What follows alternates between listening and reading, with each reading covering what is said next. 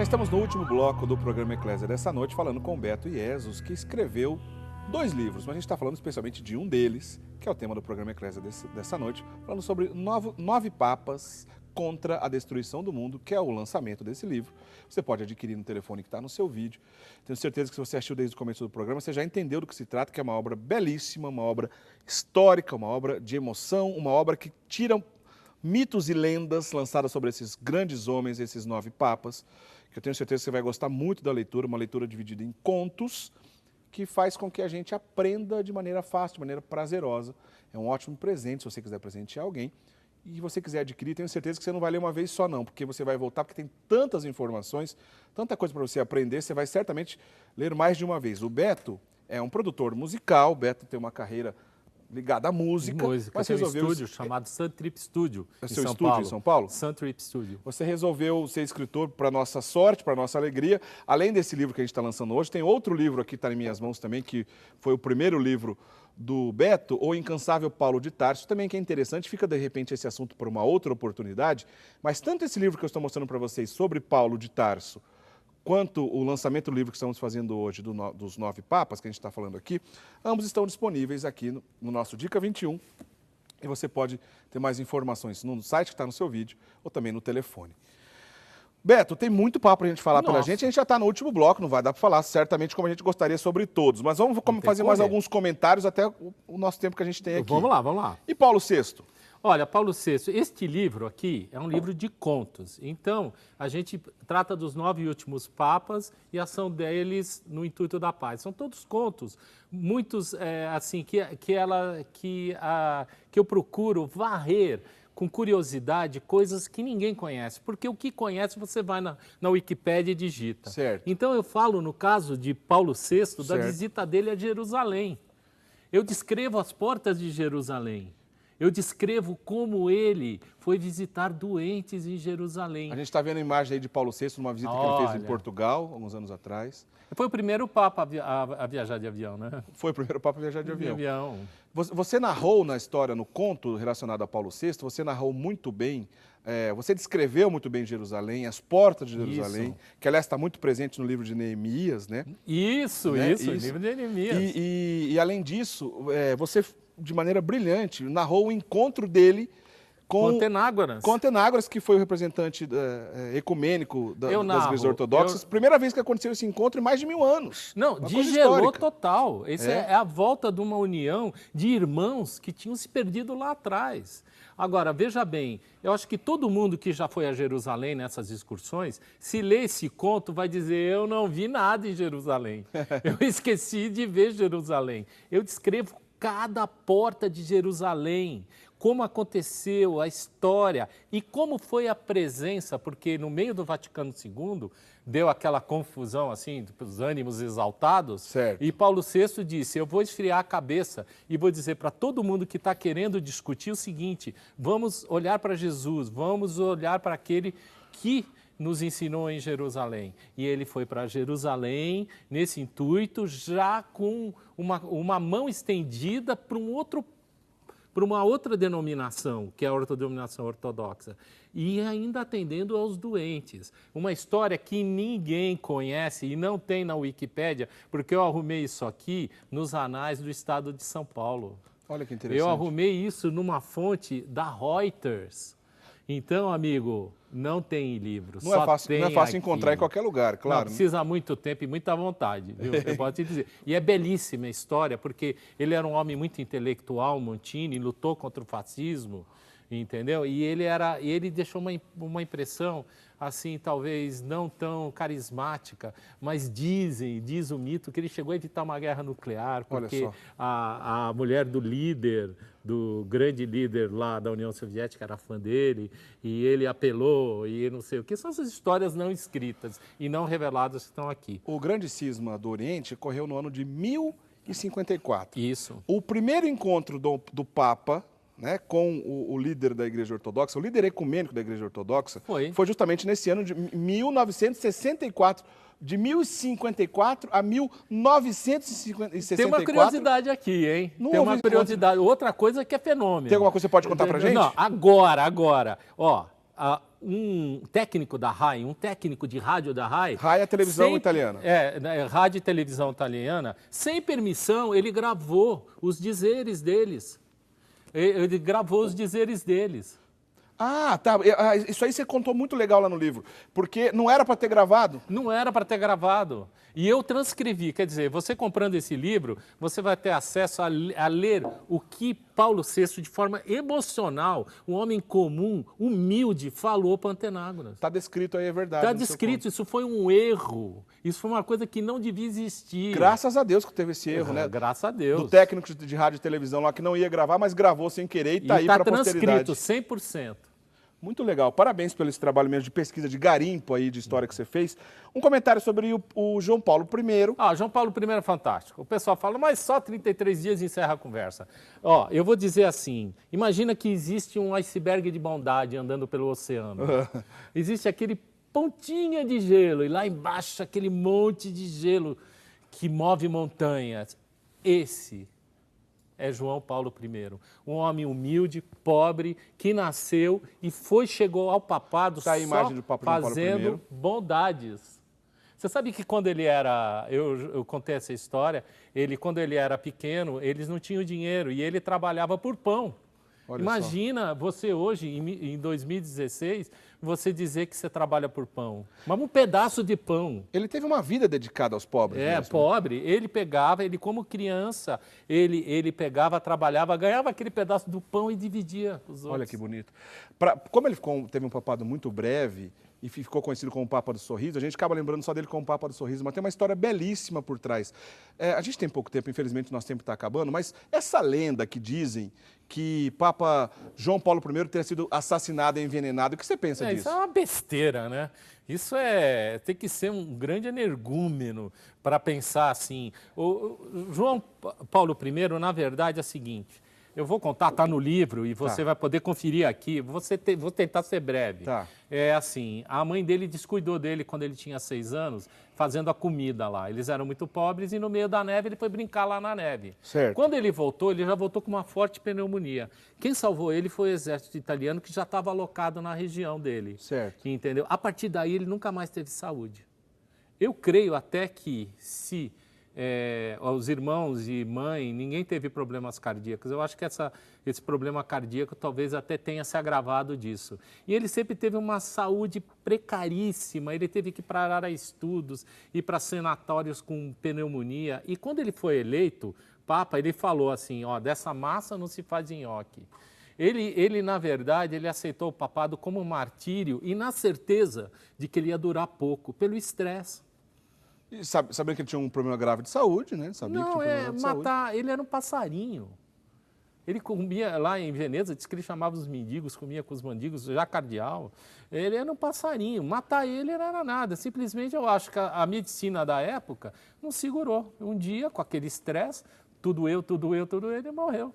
Mas não tem nenhuma conspiração, não. Isso é besteira, uma grande besteira, porque, na verdade, quem faz isso está querendo prejudicar a igreja, porque a igreja matar João Paulo I é coisa de cinema, de marrom, de terceira categoria.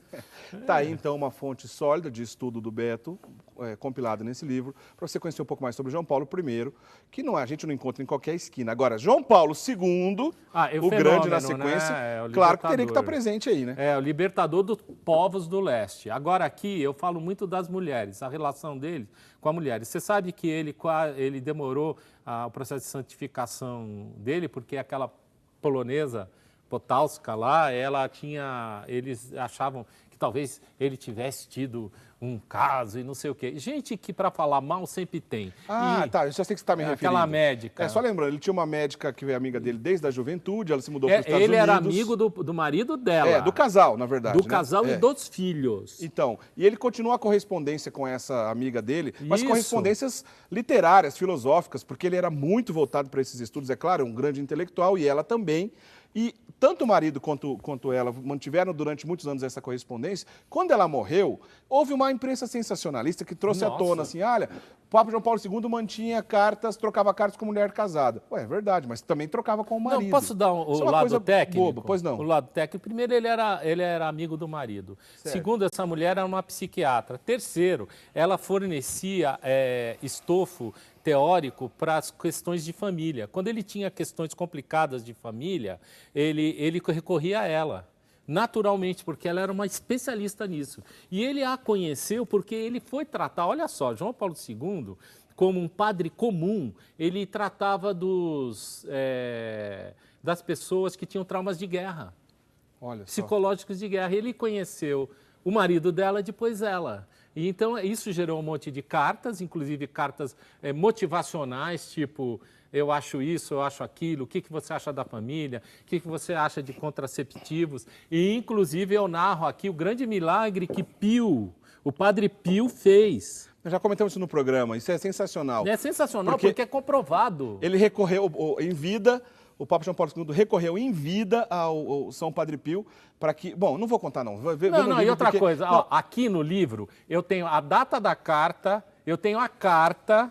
transcrita que ele mandou para o Padre Pio pedindo e a carta dele agradecendo a graça. Quer dizer, com data, com chancela do Vaticano. E diz a tradição que quando o Padre Pio recebeu, falou assim, eu não posso negar um pedido para esse homem, né? Porque Não, falou, porque ele era admirador. Ele, mesmo antes de ser Papa, já ia lá e queria conhecer o Padre Pio, que Bento XV falou que era uma bênção já. Olha só. E também aqui, João Paulo I, que era uma pessoa que não gostava, num primeiro momento, de Padre Pio, no final da vida admitiu. Eu acho que eu fui mal informado. Olha só o nível da fofoca. Que coisa. De intrigar um homem como João Paulo I com Padre Pio. E no fim, Padre Pio, o João Paulo I dizendo, puxa, eu acho que foi... Primeiro ainda, falando. Primeiro, tá. Não, o João Paulo II sempre foi um fã de Padre Pio. Mas o João Paulo II não teve confusão. Não teve. O Paulo I, gente, assessores iam lá, vamos, pelo amor de Deus, esse cara, não sei o quê. Paulo VI gostava já. Interessante. Interessante. Gente, o nosso tempo, a gente só tem pouquinho minuto, a gente já está acabando o nosso programa. A gente não vai poder conversar como gostaria sobre João Paulo II, Bento XVI e Papa Francisco, que está presente no livro, afinal, o livro vem até o Papa Francisco. Um monte de gente mandando aqui para a gente. Por exemplo, a Maria Rosângela de Souza, ela disse que é de Ferraz de Vasconcelos, na Grande São Paulo, está assistindo com o marido e as filhas, já adquiriu o livro. Muito obrigado, viu, Maria Rosângela? Está disponível aí o telefone para quem quiser adquirir. E mais um monte de participação legal aqui. Agora, sobre Bento XVI, só para a gente encerrar, talvez, acho que a gente nem chega a comentar sobre o Papa Francisco, infelizmente, devido ao nosso tempo. Mas eu posso fazer muito rápido. O Bento XVI, na história, você colocou uma coisa muito legal. Porque o Bento XVI, quando foi eleito, veio à tona aquela coisa que ele foi obrigado, na infância, aos 14 anos, a se inscrever na juventude hitlerista, como toda a Alemanha foi obrigada. E quiseram, de uma forma ou outra, dizer que ele tinha lá a sua simpatia por Hitler. Por Hitler. Agora, você provou aqui no seu conto que, na verdade, ele era um antinazista. Ele e a família pagaram caro. O último, eu narro essa história no conto sobre Ratzinger, sobre Bento XVI. E o último conto sobre o Francisco é a história de um mendigo que encontra o Laudato Si. Já agora falando de Papa Francisco. Que encontra o Laudato Si na rua e começa a restaurar um trauma que ele tenha de perder toda a família. Eu passei 3 meses nas ruas de São Paulo pesquisando mendigos e pessoas sem teto para poder fazer esse conto. Então, o mendigo lê Laudato Si, o amigo dele comenta Laudato Si e aos poucos vão se restaurando aquele homem perdido de Deus e vai se tornando... Só um pouquinho, Beto. Vamos só pontuar aqui, senão dá tempo da gente pontuar pelo menos. Laudato Si é a encíclica do Papa Francisco. Sim, a maravilhosa. Aí você pegou ela na mão e foi para as ruas de São Paulo conversar com o mendigo e presenteou o mendigo com esse livro. Não, eu na verdade eu tinha a ideia de fazer sobre o mendigo. Certo. Aí eu fui, um dia desses, eu estava com o Laudato Si na mão. Certo. Aí eu dei para um mendigo e eu vi a curiosidade dele. Aí surgiu na minha cabeça. Puxa, amarrou tudo. Foi uma graça ver aquela cena. Né? Porque eu entendi que aquele livro podia restaurar. Dei o livro para ele, não ouvi mais e fiz um mendigo ficcional, composto por todos os mendigos que eu conheci, né? Que você sabe que nas ruas de São Paulo tem mendigo que é doutor, né? advogado, engenheiro, tem tudo isso. Tem de tudo, é verdade. Então é o caso dele e construir uma narrativa com um amigo que vai comentando Laudato Si e à medida disso vai trazendo aquele homem tão machucado, esquecido de si, para o mundo renovado, o mundo de Laudato Si. Então, o conto relacionado ao Papa Francisco tem a ver com essa encíclica Laudato Si. Mas 100%. 100%. E a gente comentou rapidamente aqui, mas sobre o Bento XVI, gente, é belíssimo. Belíssimo o que ele escreveu sobre o Bento XVI. Principalmente tirar essa lenda que quiseram botar sobre o nosso querido Papa Bento XVI, o Papa Emérito, de que na infância ele foi simpático a Hitler. Mas Mentira. nunca! Mentira. Mas nunca. E você vai ver no livro que isso está provado. Ele quase não estudou. Ele quase não estudou por causa disso. Foi um professor de matemática que se apiedou dele e da capacidade intelectual dele, que ludibriou os nazistas para ele poder se matricular. Porque quem não era da juventude nazista não tinha direito à educação, não tinha direito ao hospital. Eles passavam nas casas das pessoas e diziam, quantos filhos você tem aqui? 2. Ou então eu mato esses 2, ou eles vão para a guerra junto com o nazismo. Era assim. Não tinha jeito, né? Não tinha jeito. Bom, como se não bastasse as histórias fantásticas mais antigas de Bento XV, Pio XI, Pio XII, João XXIII, como a gente disse aqui, é sensacional a história do navio, como o Papa São João XXIII salvou aquelas 647 crianças em apenas um episódio. Como ele fez para conseguir isso é belíssimo. A pesquisa sobre João Paulo II, os dados, tem coisa sobre Santa Faustina. Olha, é sensacional. Santa Faustina é um assunto recorrente aqui no programa Eclésia, viu? De vira e mexe a gente comenta sobre isso. Achou o livro certo. Até porque, quem acompanha o programa Eclésia, nós exibimos, perto aqui das datas da Jornada Mundial da Juventude da Polônia, a gente fez uma série de reportagens, eu e o Padre Guido fomos lá na Polônia, gravamos matérias sobre João Paulo II, sobre o problema do século XX, do nazismo, do comunismo. Tudo isso que a gente veio comentando nos últimos programas, de certa forma, está contido nesse livro. Então, quem gosta do conteúdo do programa Eclésia, certamente vai gostar do conteúdo desse livro. Quero agradecer a Sônia Maria Marques de Oliveira, parabéns pelo programa sobre o livro, realmente muito bom, obrigado. O Jorge Azevedo de Lagedo, Pernambuco, o Josiel Assis, mais um grande programa para variar, um grande abraço, obrigado, Josiel. São algumas das pessoas que mandaram um recadinho aqui para a gente. A gente, infelizmente, teve que acabar correndo aqui no final, porque tem muito assunto para comentar e acabou ficando pouco tempo aqui no programa Eclésia, que, infelizmente, a gente teve que correr um pouquinho. Mas eu acho que deu para passar o recado. Para adquirir esse livro, essa obra do Beto, né, como eu disse, o Beto que, graças a Deus, virou escritor, pois a área dele inicialmente é música, esse produtor musical que virou escritor católico dos bons, escreveu esse livro, 9 Papas contra a Destruição do Mundo. Lembrando que o prefácio é do cardeal Dom Odilo Scherer, cardeal arcebispo de São Paulo. Tem pós-fácio do Padre Zezinho, Padre Joãozinho, Padre Air, José Mendonça, nosso colega aqui da Rede Século XXI. Mas um monte de gente bacana atestando ali, colocando o seu nome, porque quer dizer que eles não colocariam o comentário positivo em qualquer coisa não, viu, gente?